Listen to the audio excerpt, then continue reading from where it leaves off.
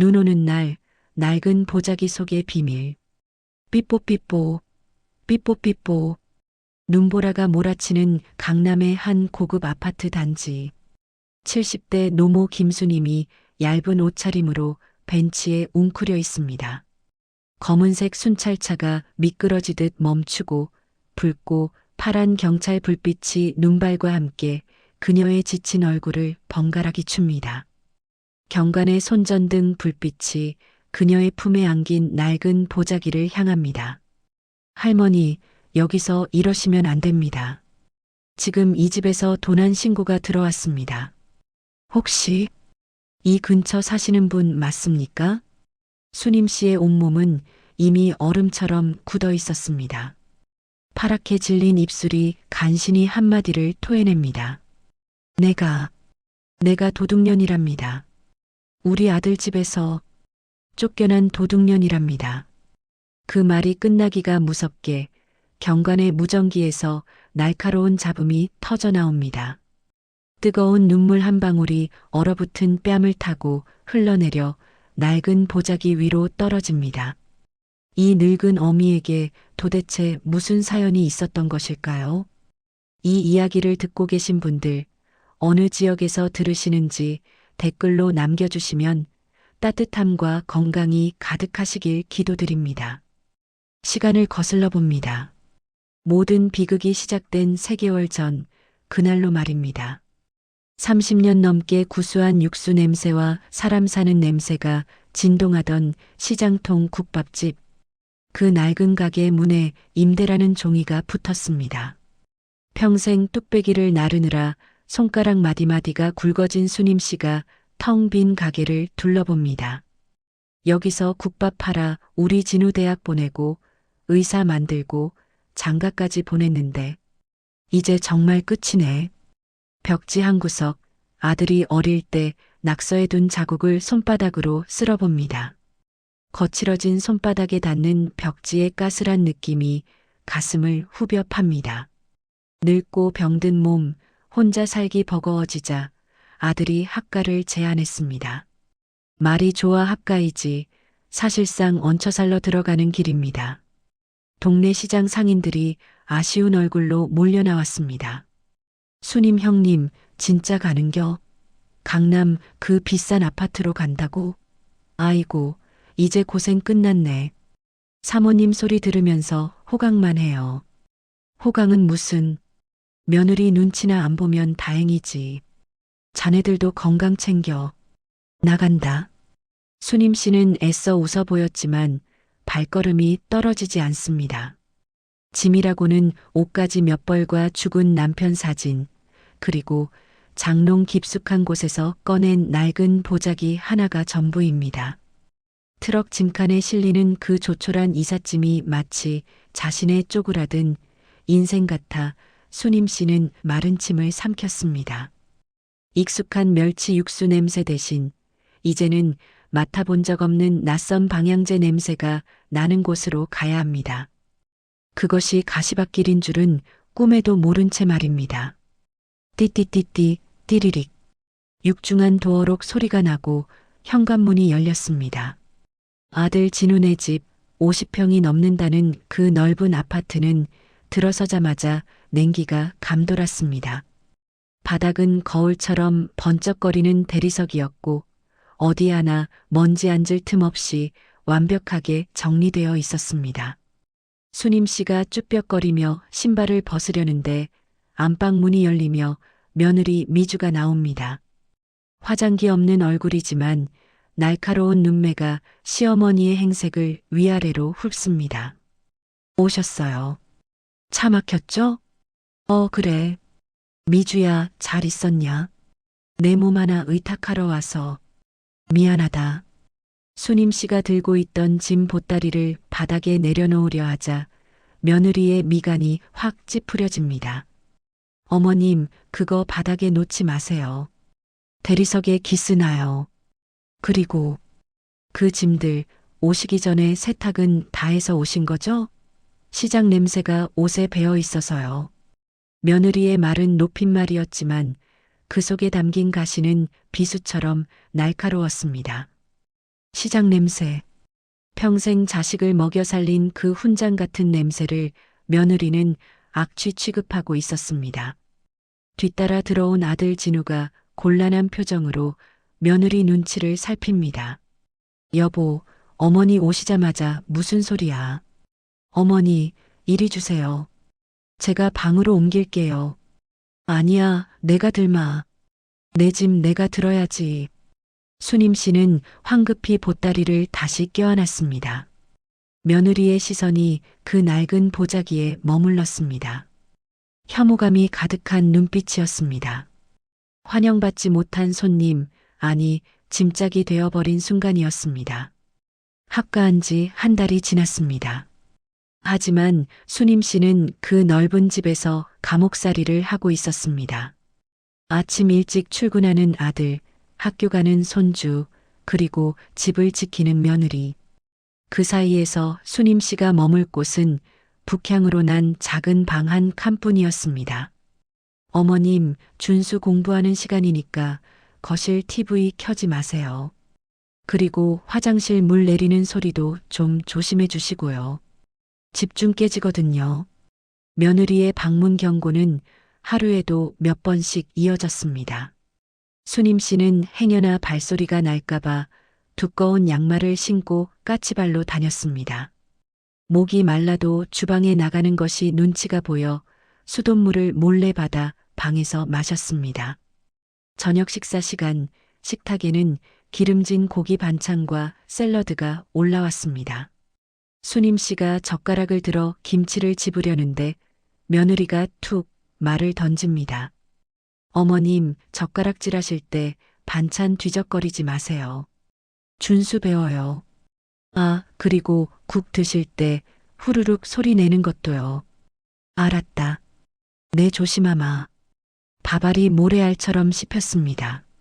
맞은편에 앉은 아들 진우는 휴대전화만 들여다볼 뿐 어머니의 붉어진 얼굴을 보지 못합니다. 아니, 보지 않으려 했습니다. 아내는 무섭고 어머니는 안쓰럽지만 끼어들면 피곤해진다는 비겁한 침묵이었습니다. 수님 씨는 국그릇에 눈물을 뚝뚝 흘리며 소리 없이 밥을 삼켰습니다. 그날은 유난히 햇살이 좋은 오후였습니다. 며느리가 친구들을 만난다며 외출한 사이 수님 씨는 밥값이라도 해야겠다는 생각에 주방으로 나왔습니다. 싱크대에는 며느리가 아끼는 수입산 찻잔들이 쌓여 있었습니다. 내 설거지는 기가 막히게 하는데 이거라도 해놓으면 미주 마음이 좀 풀리겠지. 고무장갑도 끼지 않은 맨손으로 정성껏 그릇을 닦았습니다. 뽀드득 소리가 날 때까지 헹구고 마른 행주로 물기를 닦아 찬장에 올리려는 순간이었습니다. 어머, 지금 뭐 하시는 거예요? 현관문이 열리고 며느리가 비명을 지르며 달려왔습니다. 놀란 수님 씨의 손에서 찻잔 하나가 미끄러졌지만 다행히 깨지지는 않고 식탁 위를 굴렀습니다. 며느리는 찻잔을 낚아채듯 가져가며 사색이 되었습니다. 이거 하나에 얼마짜린 줄 아세요? 왜 시키지도 않은 짓을 해서 사람 심장을 떨어뜨려요. 아니, 나는 그냥 설거지가 쌓였길래 도와주려고. 누가 도와달래요? 그리고 그 손으로. 어머님, 그 거칠고 갈라진 손으로 만지면 이 비싼 그릇에 기스 난다고요. 어머님 손톱 밑에 낀 그 곰팡이 같은 때 좀 보세요. 비위상에서 원. 곰팡이. 평생 물말을 날 없이 일하느라 갈라지고 검게 변한 손톱을 두고 며느리는 곰팡이라고 했습니다. 수님 씨는 황급히 등 뒤로 두 손을 감췄습니다. 가슴 한복판이 도끼로 찍힌 듯 욱신거렸습니다. 그때 안방에서 낮잠을 자던 아들이 부스스 나왔습니다. 무슨 일이야? 왜 또 소란이야? 당신 어머니 좀 말려. 내 로얄 코펜하겐 찻잔 다 깨먹을 뻔했잖아. 더러운 손으로 만지작거리는데 진짜 소름 끼쳐서. 아들은 며느리의 짜증 섞인 고함에 고개를 돌려 수님 씨를 봅니다. 그리고는 무미건조하게 한마디를 뱉고는 방으로 들어가 버립니다. 어머니, 그냥 방에 계세요. 왜 나와서 사고를 치세요? 쾅! 닫힌 방문 소리가 가슴을 때립니다. 며느리의 모욕보다 아들의 그 차가운 한마디가 수님 씨의 심장을 갈기갈기 찢어 놓았습니다. 방문이 닫히고 수님 씨는 그대로 주저앉았습니다. 갈라진 손을 내려다봅니다. 곰팡이. 그 말이 귓가를 맴돕니다. 이 손으로 밥을 지어 아들을 키웠고 이 손으로 뜨거운 국물을 나르며 등록금을 마련했습니다. 그런데 이제 와서 더러운 손이라니. 수님 씨는 비틀거리며 자신의 방으로 돌아왔습니다. 장롱 깊숙한 곳에서 그 낡은 보자기를 꺼냅니다. 색이 바랜 푸른색 천, 곳곳에 기운 자국이 있지만 정성스럽게 접혀 있습니다. 보자기를 펼치자 그 안에서 노란 봉투 하나가 나왔습니다. 이게 내 전부인데. 봉투 안에는 낡은 통장과 몇 장의 서류, 그리고 오래된 사진 한 장이 들어 있습니다. 수님 씨는 떨리는 손으로 사진을 쓰다듬습니다. 하얀 가운을 입은 젊은 진우가 환하게 웃고 있는 사진입니다. 의사 국가고시 합격 기념 사진. 밖에서 며느리의 목소리가 들려옵니다. 집안 곳곳을 청소하는 소리, 진공 청소기가 웅웅거립니다. 그러다 갑자기 청소기 소리가 멈췄습니다. 여보, 당신 어머니 방 좀 봐요. 아들의 발소리가 복도를 가로지릅니다. 수님 씨는 황급히 보자기를 다시 싸서 장롱에 넣으려 하는데 방문이 벌컥 열렸습니다. 제7장 쓰레기 같은 물건들. 며느리가 한 손에 쓰레기 봉투를 들고 방 안으로 들어섭니다. 눈빛이 매서웠습니다. 어머님, 이 방 좀 보세요. 먼지가 얼마나 많은지 알아요? 청소를 안 하시면 집 전체가 더러워져요. 아니, 나는 매일 닦는데. 그리고 이건 뭐예요? 이 낡아빠진 청 같은 건? 며느리의 시선이 수님 씨 손에 든 보자기를 향합니다. 수님 씨는 본능적으로 보자기를 가슴에 꼭 껴안았습니다. 이건 내 물건이야. 손대지 마. 손대지 말라고요? 어머님, 이 집 청소는 제가 하는 거예요. 이런 낡은 걸레 같은 거 버리셔야죠. 요즘 누가 이런 보자기를 씁니까? 이건 걸레가 아니야. 이건 수님 씨의 목소리가 떨립니다. 며느리는 코웃음을 칩니다. 그래요, 그럼 뭔데요? 보물이라도 들었어요? 시장에서 쓰던 낡은 행주 아니에요? 아들 진우가 난처한 표정으로 서 있습니다. 수님 씨는 아들을 바라봅니다. 제발 막아달라는 눈빛입니다. 하지만 아들은 고개를 돌려버렸습니다. 어머니, 미주 말도 일리가 있어요. 필요 없는 건 버리시는 게 너마저. 수님 씨의 입술이 파르르 떨렸습니다. 그날 밤 수님 씨는 잠을 이루지 못했습니다.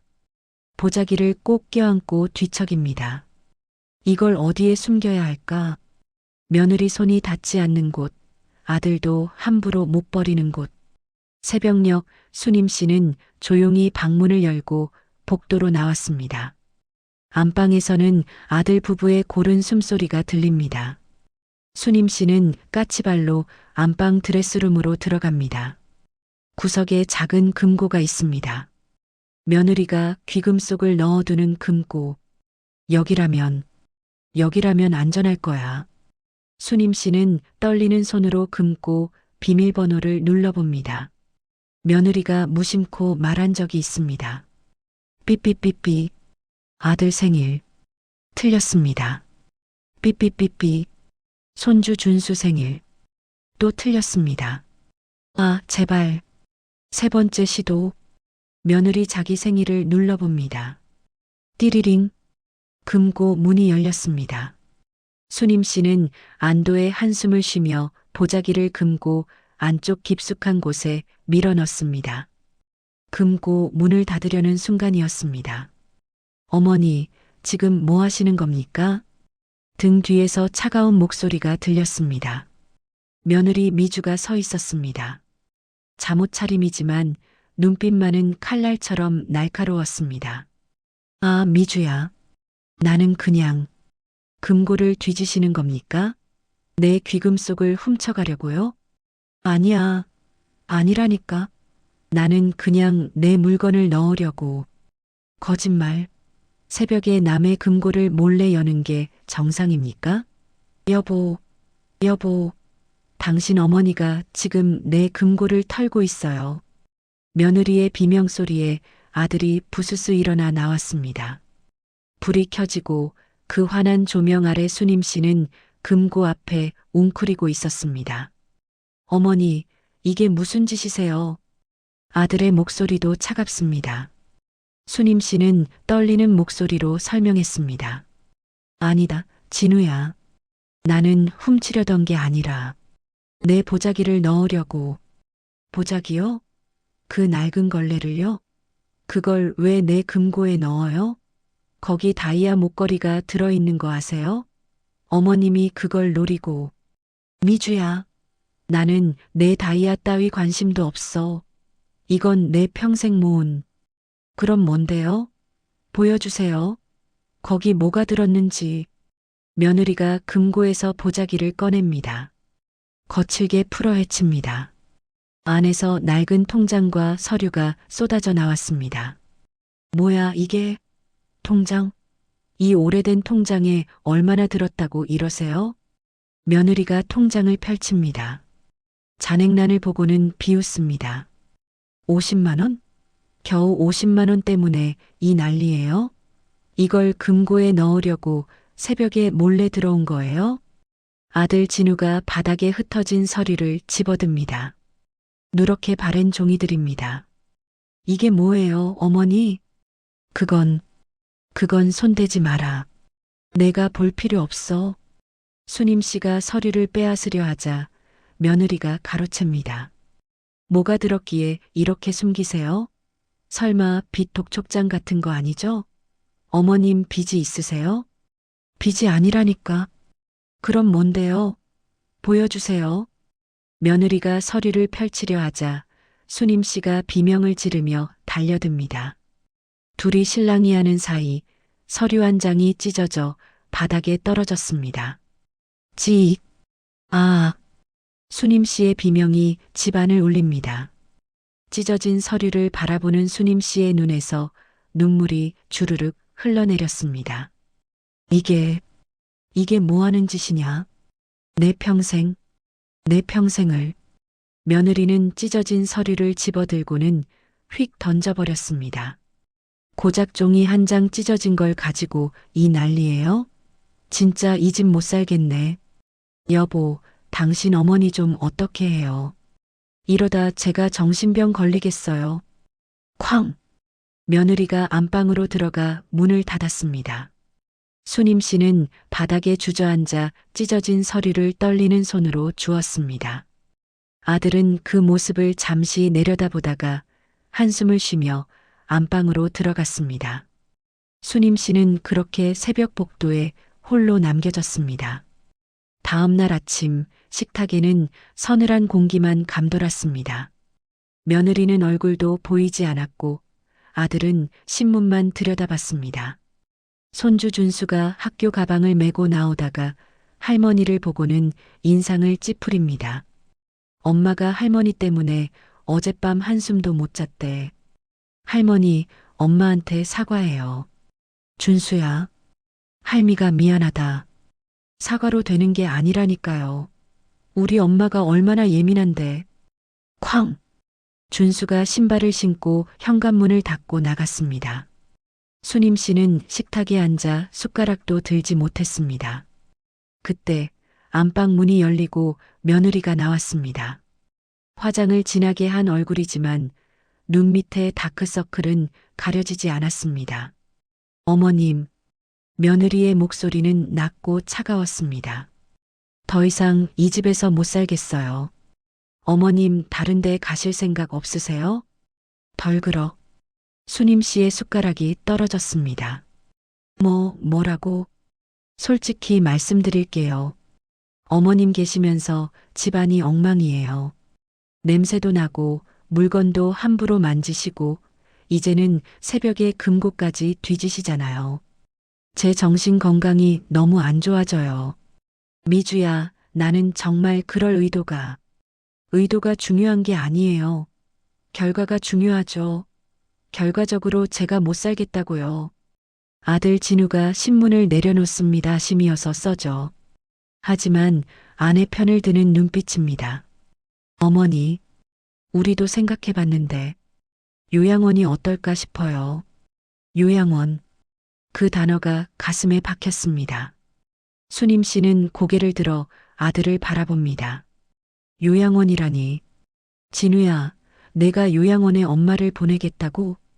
어머니, 오해하지 마세요. 요즘 요양원 시설 정말 좋아요. 간호사들도 친절하고 같은 또래 어르신들도 많고 나는 병자가 아니야. 요양원은 병든 사람 가는 데 아니냐. 어머니 건강도 안 좋으시잖아요. 혈압도 높고 무릎도 아프시고 거기 가시면 제대로 관리받으실 수 있어요. 탁! 며느리가 테이블 위에 팸플릿 몇 장을 던집니다. 화려한 사진이 박힌 요양원 안내 책자입니다. 여기 보세요. 깨끗하죠?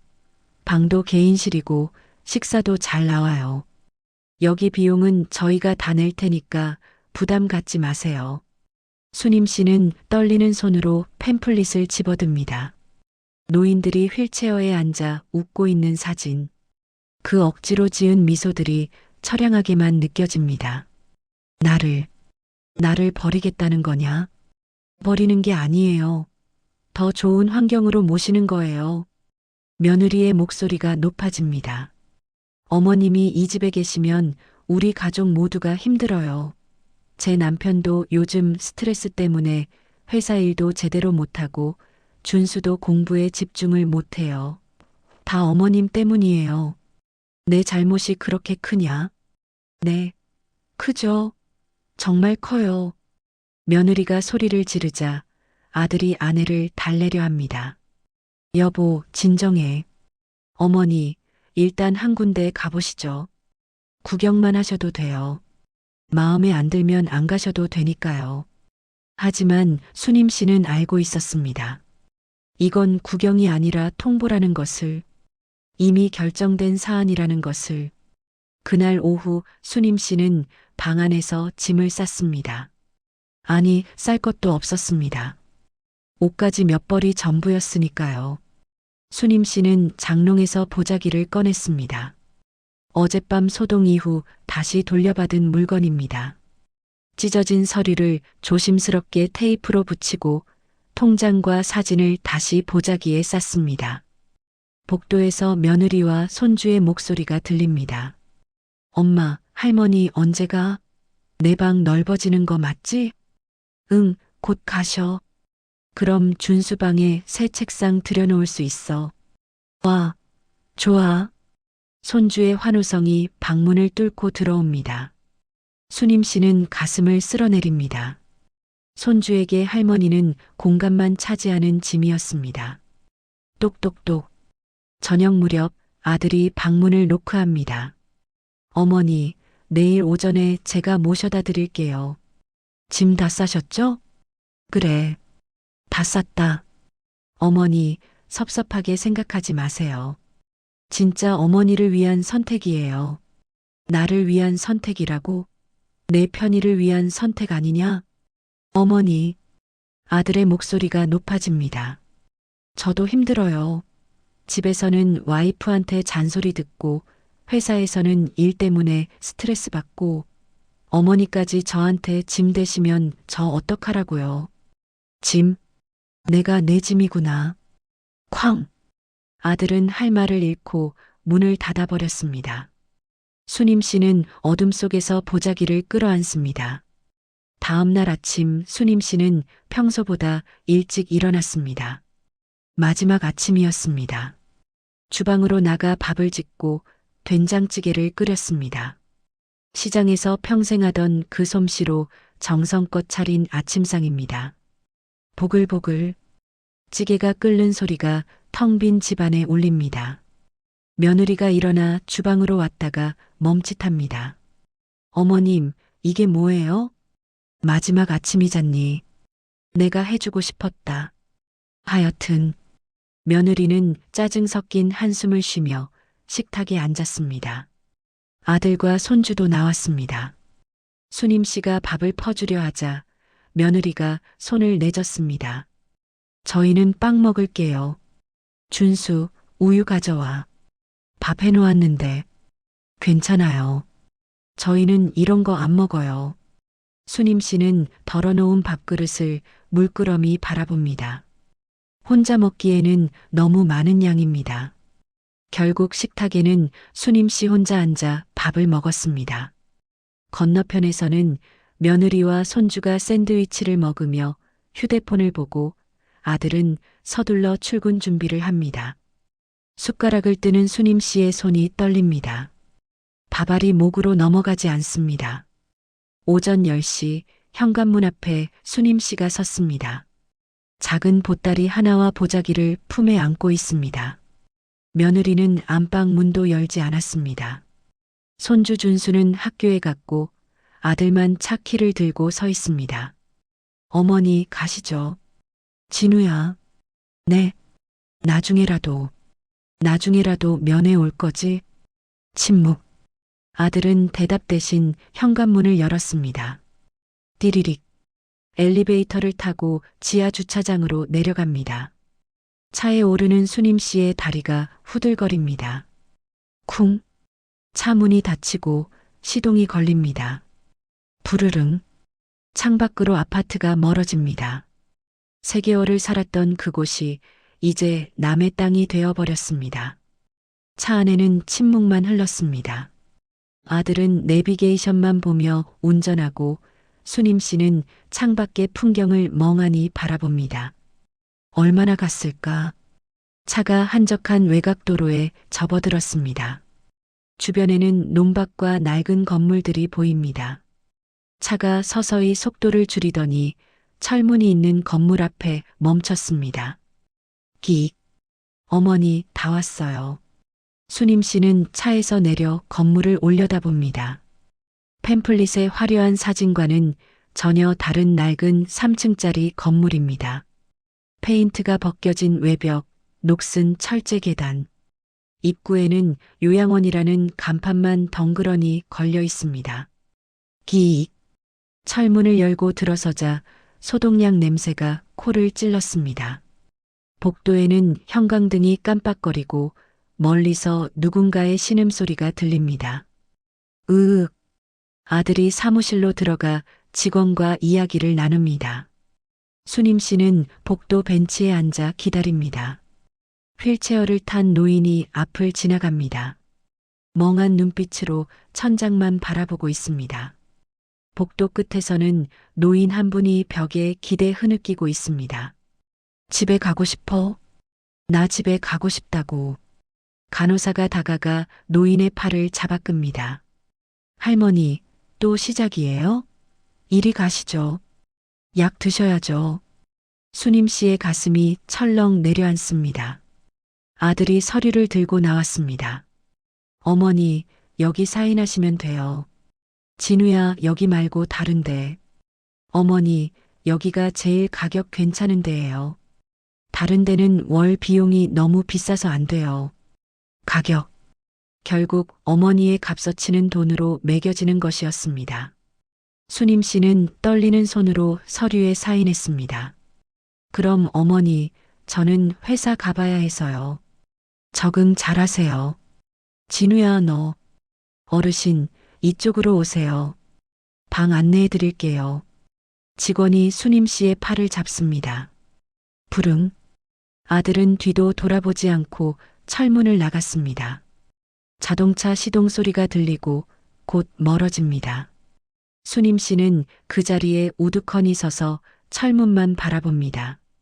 방은 4인실이었습니다. 창문도 작고 커튼은 먼지투성이입니다.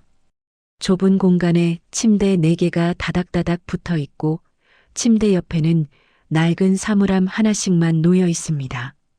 어르신 침대는 저기 창가 쪽이에요.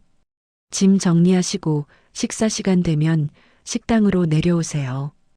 쿵. 직원이 무뚝뚝하게 말하고는 문을 닫았습니다. 수님 씨는 침대에 앉아 사물함을 열어봅니다. 좁은 공간에 옷가지를 넣으려는데 다 들어가지도 않습니다. 보자기는 그나마 사물함 제일 안쪽에 밀어 넣었습니다. 콜록, 콜록. 옆 침대에서 노인 한 분이 기침을 합니다. 새로 오셨어요? 네. 오늘 왔습니다. 여기 좋지 않아요. 빨리 나가세요. 가족 있으면 모셔가 달라고 하세요. 수님 씨는 대답 대신 고개만 끄덕입니다. 가족이라도 있으면 좋겠지만 자신에게 가족이란 이미 남이 되어버렸습니다. 창밖을 내다봅니다. 회색 하늘 아래 황량한 들판만 보입니다. 저 멀리 아파트 단지가 보이지만 닿을 수 없는 곳입니다. 땡땡땡. 저녁 식사종이 울렸습니다. 수님 씨는 다른 노인들을 따라 식당으로 내려갔습니다. 식당은 지하 1층에 있었고 형광등 불빛이 창백합니다. 덜컹. 식판을 받았습니다. 맑은 국, 밥, 김치 한 조각, 반찬 두어 가지. 국밥집을 30년 운영했던 수님 씨 눈에는 성의 없는 식사였습니다. 국물은 멸치 한 마리 들어가지 않은 듯 밍밍하고 밥은 서리고 딱딱합니다. 테이블에 앉았습니다. 건너편 할머니 한 분이 숟가락도 들지 못하고 멍하니 앉아 있습니다. 옆에서 간호조무사가 밥을 떠먹여줍니다. 할머니, 입 벌리세요. 아, 해보세요. 노인의 입가로 밥알이 흘러내립니다. 침이 섞인 밥을 닦아주는 간호조무사의 얼굴은 무표정합니다. 수님 씨는 숟가락을 들었다 놓았다를 반복하다가 결국 밥 한 술 제대로 떠먹지 못하고 일어났습니다.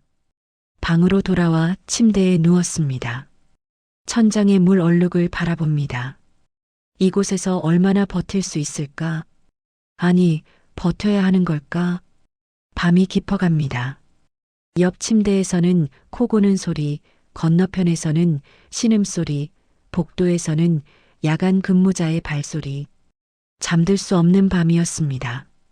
사흘이 지났습니다. 아들에게서는 아무 연락이 없었습니다. 수님 씨는 복도 공중전화 앞을 몇 번이나 서성였습니다. 전화를 걸어볼까 하지만 뭐라고 말할까? 보고 싶다고? 데려가 달라고? 그럴 수는 없었습니다. 그날 저녁 사무실 직원이 수님 씨를 찾았습니다. 김수님 어르신, 전화 왔어요. 수님 씨는 부랴부랴 사무실로 갔습니다. 수화기를 듭니다. 여보세요? 어머님, 저예요. 며느리. 아, 미주야. 진우는? 남편은 바빠요. 제가 대신 전화했어요. 적응은 잘하고 계세요? 그래. 뭐? 그럭저럭. 다행이네요.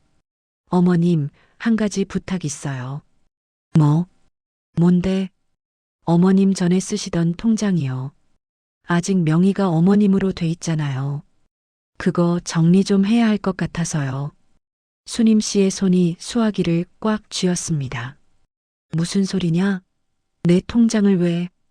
어머님, 요양원 비용도 나가고 하니까 관리를 저희가 해야죠. 그냥 명의만 이전하는 거예요. 어머님 돈은 어머님 드릴 건데 관리만 저희가 하겠다고요. 명의 이전. 그 말은 곧 돈을 빼앗겠다는 뜻이었습니다. 안 돼. 그건 내 평생 모은 돈이야. 어머님, 고작 50만 원이잖아요. 그걸 가지고 뭘 하시게요? 50만 원이 아니야. 수님 씨의 목소리가 높아졌습니다. 그럼 얼마인데요? 거짓말하지 마세요. 저 통장 봤어요. 50만 원 맞잖아요. 그건 다른 통장이야. 진짜 통장은 따로 있어. 뭐라고요? 며느리의 목소리가 날카로워집니다. 또 다른 통장이 있어요? 어디 있어요? 얼마나 있는데요? 너는 몰라도 돼. 어머님, 지금 저희한테 숨기는 거 있으시죠? 말씀하세요. 돈이 얼마나 있어요? 딸각. 수님 씨는 전화를 끊어버렸습니다. 손이 부들부들 떨립니다. 사무실 직원이 이상하다는 듯 쳐다봅니다. 방으로 돌아온 수님 씨는 사물함을 열고 보자기를 꺼냈습니다. 보자기를 풀고 그 안에서 또 다른 통장을 꺼냅니다. 낡은 표직하지만 그 안의 숫자는 결코 작지 않았습니다. 4억 2천만 원. 30년간 국밥집을 운영하며 한 푼, 두 푼 모은 돈입니다. 아들 의대 학비, 결혼 자금 다 대주고도 남은 돈.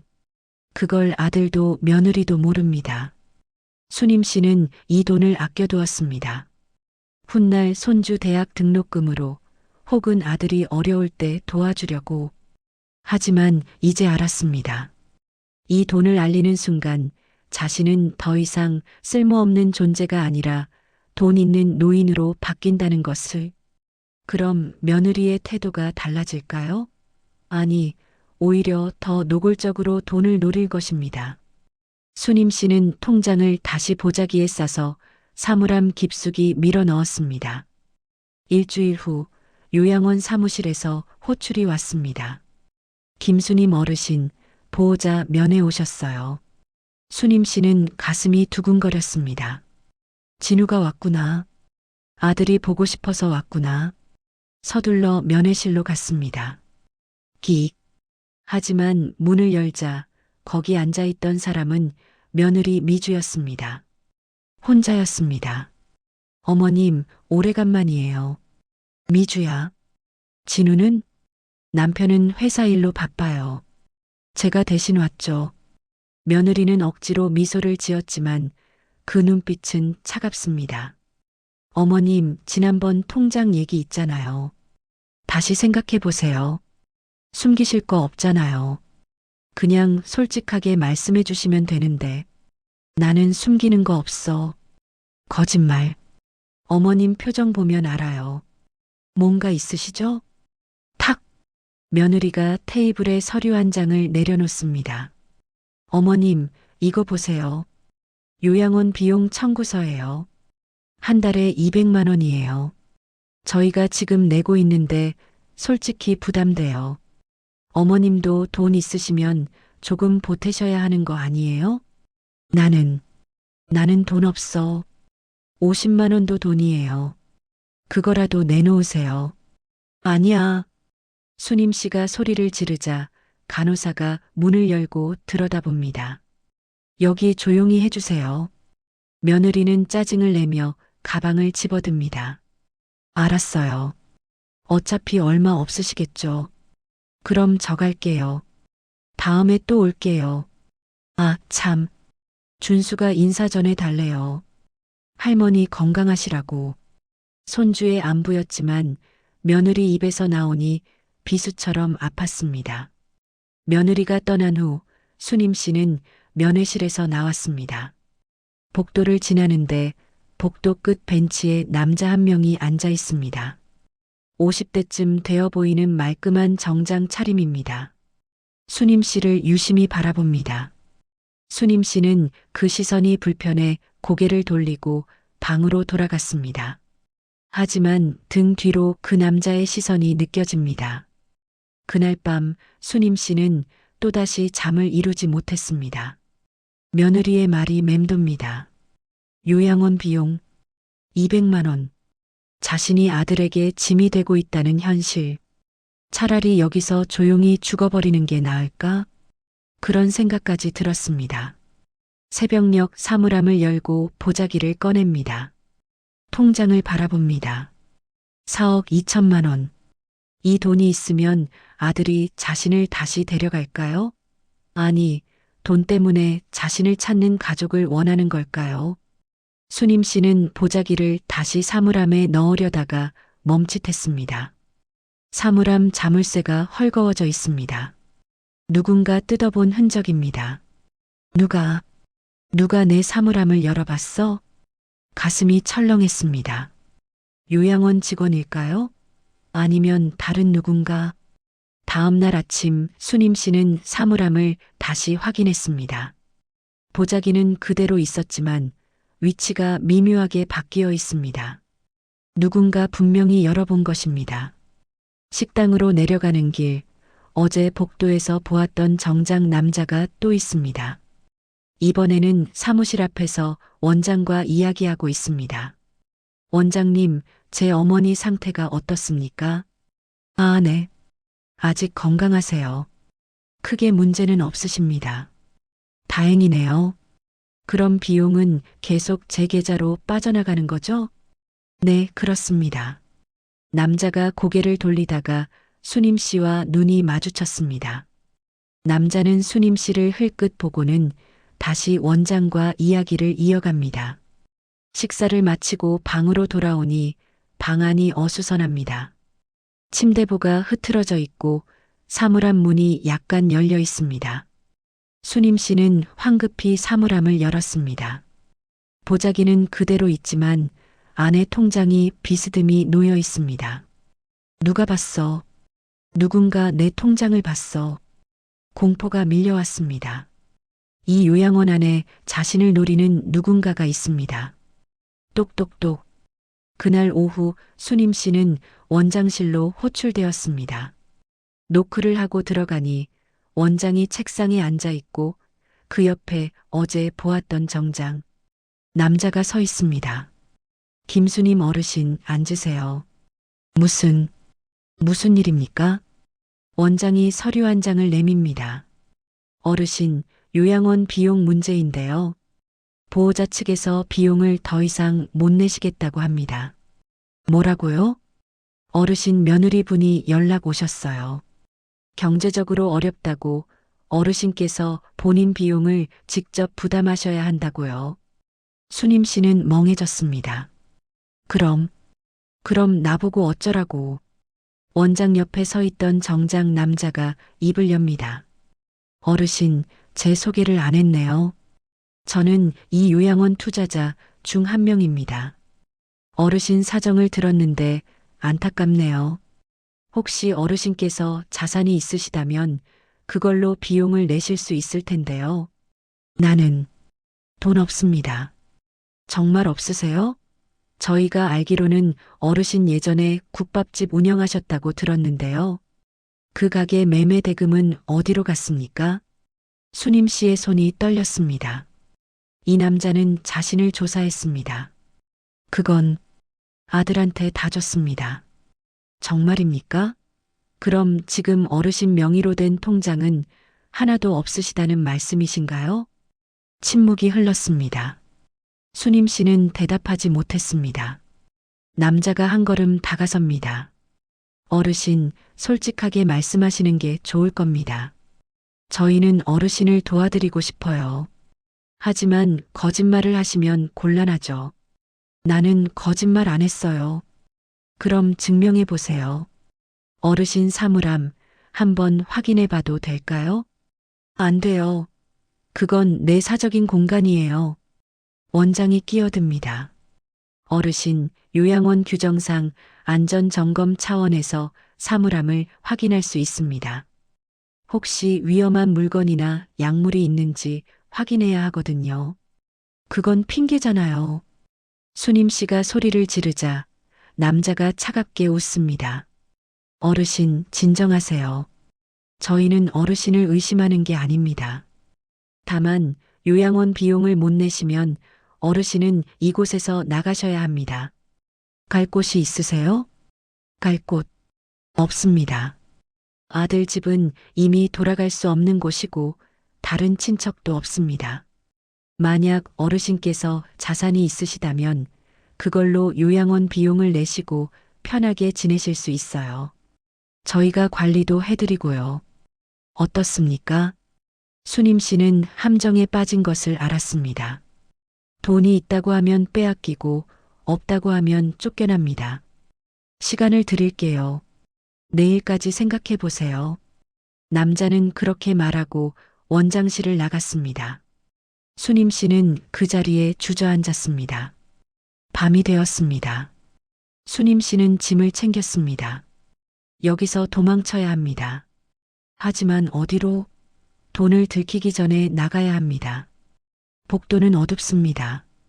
야간 근무자는 1층 사무실에만 있습니다. 수님 씨는 보자기를 품에 안고 조용히 방문을 열었습니다. 기 복도를 지나 계단을 내려갑니다. 1층 로비까지 거의 다 왔습니다. 철문이 보입니다. 저 문만 열면 어디 가세요? 등 뒤에서 목소리가 들렸습니다. 야간 근무자였습니다. 아, 나는 그냥 답답해서 바람 좀. 어르신, 밤에는 외출 금지예요. 방으로 돌아가세요. 나를 보내주세요. 제발. 안 돼요. 규정이에요. 가시죠. 야간 근무자가 수님 씨의 팔을 잡아 끕니다. 수님 씨는 저항했지만 힘이 없습니다. 결국 다시 방으로 끌려왔습니다. 쾅! 찰칵! 방문이 닫히고 밖에서 자물쇠 채우는 소리가 들립니다. 내일 아침까지 나오지 마세요. 원장님이 지시하셨어요. 감금당했습니다. 수님 씨는 문을 두들겼지만 소용없습니다. 똑똑똑. 열어줘요. 열어줘요. 하지만 복도는 침묵뿐입니다. 기. 새벽이 밝았습니다. 문이 열리고 원장과 그 남자가 들어왔습니다. 어르신, 결정하셨습니까? 수님 씨는 보자기를 꼭 껴안고 있습니다. 나는 여기서 나가겠습니다. 어디로 가실 건데요? 아드님한테 연락해 볼까요? 남자가 휴대폰을 꺼내 번호를 누릅니다. 스피커폰으로 전화를 겁니다. 띠리리리. 신호음이 울리고 아들의 목소리가 들립니다. 여보세요? 아드님, 저 요양원 관계자입니다. 어머님이 여기서 나가시겠다는데 모시러 오실 수 있습니까? 잠시 침묵이 흐르고 아들이 대답합니다. 아니요. 저희는 어머니를 모실 수 없습니다. 그냥 거기 계시게 해주세요. 하지만 비용을 안 내신다면서요? 그건 어머니가 알아서 하실 문제 아닙니까? 딸각. 전화가 끊겼습니다. 수님 씨의 눈에서 눈물이 주르륵 흘러내렸습니다. 아들마저 자신을 버렸습니다. 남자가 보자기를 가리킵니다. 어르신, 그 안에 뭐가 들었는지 보여주세요. 수님 씨는 고개를 저었습니다. 싫어요. 이건 내 거예요. 그럼 어쩔 수 없네요. 원장님, 경찰 부르시죠. 요양원 비용 사기 혐의로 신고합시다. 경찰. 그 말에 수님 씨는 무너졌습니다. 알았어요. 보여드릴게요. 수님 씨는 떨리는 손으로 보자기를 풀었습니다. 그 안에서 통장이 나왔습니다. 남자가 통장을 낚아챕니다. 오, 이게 뭡니까? 잔액이 4억 2천만 원? 남자의 눈이 번쩍였습니다. 원장도 놀란 표정입니다. 어르신, 이렇게 큰 돈을 숨기고 계셨군요. 이 돈으로 요양원 비용 충분히 내실 수 있겠는데요? 이건 내가 손주 대학 등록금으로 쓰려고. 손주요? 아까 아드님이 뭐라고 했는지 들으셨죠? 어르신을 버렸어요. 그런 가족한테 이 돈을 줄 필요 있습니까? 수님 씨는 대답하지 못했습니다. 남자가 통장을 흔듭니다. 어르신, 이 통장 명의를 저희 요양원으로 이전하세요. 그럼 평생 이곳에서 편하게 지내실 수 있습니다. 어차피 가족도 없으시잖아요. 안 돼. 이건 내 돈이야. 어르신, 선택하세요. 통장을 넘기시든지 아니면 경찰서 가시든지. 수님 씨는 무릎을 꿇었습니다. 제발 그러지 말아요. 쿵. 무릎이 차가운 바닥에 닿았습니다. 그때였습니다. 쾅. 방문이 벌컥 열리며 누군가 들어왔습니다. 거기까지. 날카로운 목소리와 함께 30대 여성이 들어섰습니다. 단정한 정장 차림, 손에는 서류 가방을 들고 있습니다. 당신 누구요? 남자가 인상을 찌푸립니다. 여성은 명함을 꺼내듭니다. 저는 법무법인 정의 소속 변호사 박지은입니다. 김수님 어르신의 법정 대리인이고요. 법정 대리인? 우리는 그런 거 모르는데요. 물론 모르시죠. 제가 어제 선임됐으니까요. 박지은 변호사가 수님 씨에게 다가가 손을 내밉니다. 어르신 괜찮으세요? 누구세요? 제가 어르신을 도우러 왔습니다. 걱정 마세요. 박지은 변호사가 남자를 향해 차갑게 말합니다. 지금 이 통장 돌려주시죠. 명의자 동의 없이 통장을 가져간 건 절도죄에 해당합니다. 우리는 어르신 동의하에 동의서 있습니까? 어르신이 자필로 서명한 동의서 보여주세요. 남자는 말문이 막혔습니다. 박지은 변호사가 통장을 빼앗아 수님 씨에게 건넵니다. 그리고 요양원 비용 사기 운운하셨죠? 웃기는 소리 하지 마세요. 어르신 보호자가 비용 지불 의무 있는 겁니다. 어르신한테 강요할 수 없어요. 원장이 끼어듭니다. 하지만 보호자가 비용을 안 내는데 어떻게 합니까? 그건 보호자를 상대로 소송하셔야죠. 어르신을 협박할 문제가 아닙니다. 딸각. 박지은 변호사가 서류 가방에서 녹음기를 꺼냅니다. 참고로 방금 대화 다 녹음했습니다. 노인 학대, 재산 강탈 미수, 불법 감금. 이 정도면 형사 고소감이네요. 남자와 원장의 얼굴이 새하얗게 질립니다. 당신이 무슨 권리로? 권리요? 변호사니까 권리 있죠. 그리고 이미 경찰에 신고했습니다. 곧 도착할 겁니다. 말이 끝나기 무섭게 밖에서 사이렌 소리가 들립니다. 삐뽀삐뽀, 삐뽀삐뽀. 경찰차가 요양원 앞에 섰습니다. 쿵쿵쿵. 경관 2명이 방으로 들어왔습니다. 신고받고 왔습니다. 무슨 일입니까? 박지은 변호사가 상황을 설명합니다. 경관이 남자와 원장을 보며 말합니다. 일단 서에 가서 조사 받으셔야겠습니다. 우리는 잘못한 거 없어요. 그냥 요양원 비용 받으려고. 노인 협박하고 통장 강탈하려 한 게 잘못 아닙니까? 가시죠. 찰칵. 남자와 원장이 경찰에 연행되었습니다. 수님 씨는 그 광경을 멍하니 바라봅니다. 박지은 변호사가 수님 씨에게 말합니다. 어르신, 이제 안전합니다. 짐 싸세요. 여기서 나가셔야죠. 하지만 나는 갈 곳이 없어요. 걱정 마세요. 제가 알아봤습니다. 어르신을 받아주실 곳이 있어요. 어디요? 박지은 변호사가 미소 짓습니다. 어르신 옛날에 국밥집 하셨죠? 그 시장 상인들이 다 기억하고 계세요. 불응. 1시간 후 수님 씨는 차를 타고 시장으로 향했습니다. 박지은 변호사가 운전을 하고 조수석에는 수님 씨가 보자기를 안고 앉아 있습니다. 변호사님, 고맙습니다. 그런데 어떻게 저를 찾아오셨어요? 어르신 옛날 단골 손님 중 한 분이 저희 사무실에 의뢰하셨어요. 김수님 할머니가 요양원에서 고생하고 있다고 도와달라고요. 누가요? 기억하세요? 시장에서 채소 가게 하시던 이춘자 할머니. 춘자가, 네. 그분이 우연히 요양원 앞을 지나가다가 어르신 보셨대요. 그래서 저희한테 연락하신 거죠. 수님 씨의 눈에서 눈물이 났습니다. 가족은 자신을 버렸지만 시장 사람들은 기억하고 있었습니다. 기익. 차가 시장 골목에 들어섰습니다. 수님 씨가 30년을 보낸 그곳입니다. 차에서 내리자 상인들이 우르르 몰려 나왔습니다. 수님 형님, 왔어요? 형님, 우리가 얼마나 기다렸는지 알아요? 이제 다시 국밥 끓여주시는 거죠? 수님 씨는 그들의 얼굴을 하나하나 바라봅니다. 세월이 흘러주름이 늘었지만 그 따뜻한 눈빛은 그대로였습니다.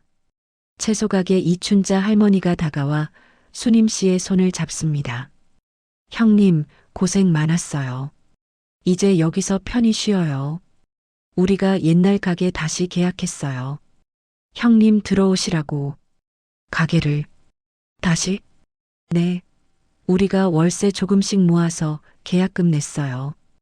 형님만 들어오시면 돼요. 수님 씨는 그 자리에서 엉엉 울었습니다.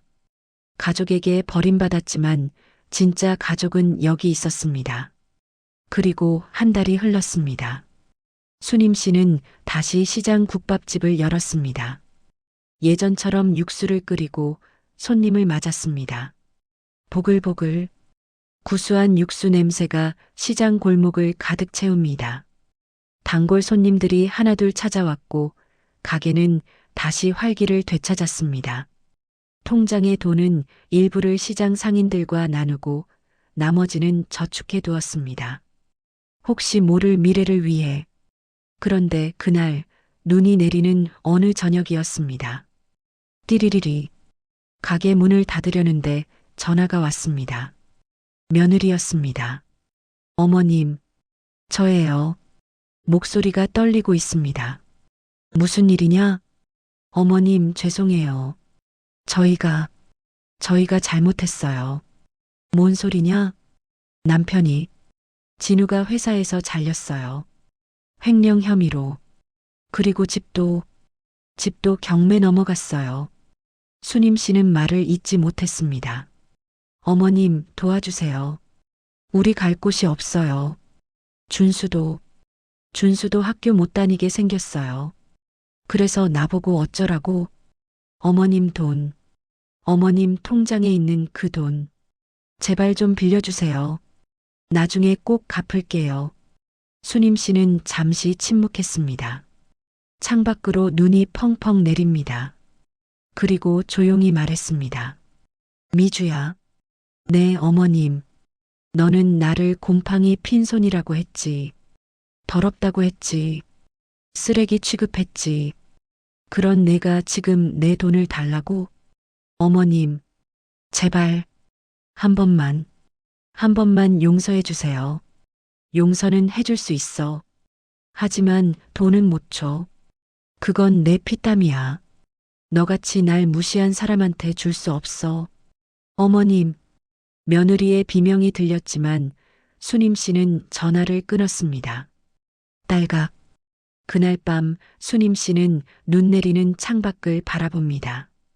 저 멀리 아들의 아파트 방향을 생각합니다. 아들이 고생하고 있을 것입니다. 손주도 힘들 것입니다. 하지만 그건 그들이 자초한 일입니다. 수님 씨는 보자기를 꺼내 펼칩니다. 통장과 사진, 그리고 찢어졌던 서류. 그 서류는 국밥집 건물의 소유권 이전 증서였습니다. 사실 수님 씨는 30년 전 그 건물을 샀습니다. 임대가 아니라 소유였습니다. 그 건물 가치만 해도 지금은 10억이 넘습니다.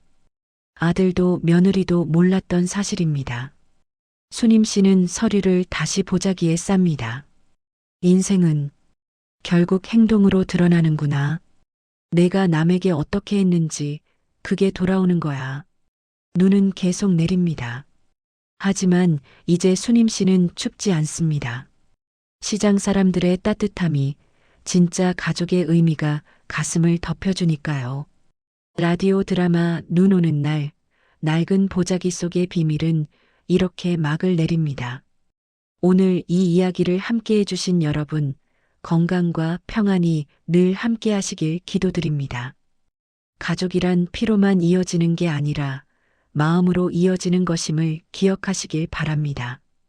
지금 이 순간 어느 지역에서 듣고 계신지 댓글로 남겨주시면 저희가 늘 건강과 행복을 기원드리겠습니다. 여러분의 작은 응원이 저희가 다음 감동을 이어가는 따뜻한 힘이 됩니다. 오늘도 따뜻한 하루 되시길 바랍니다.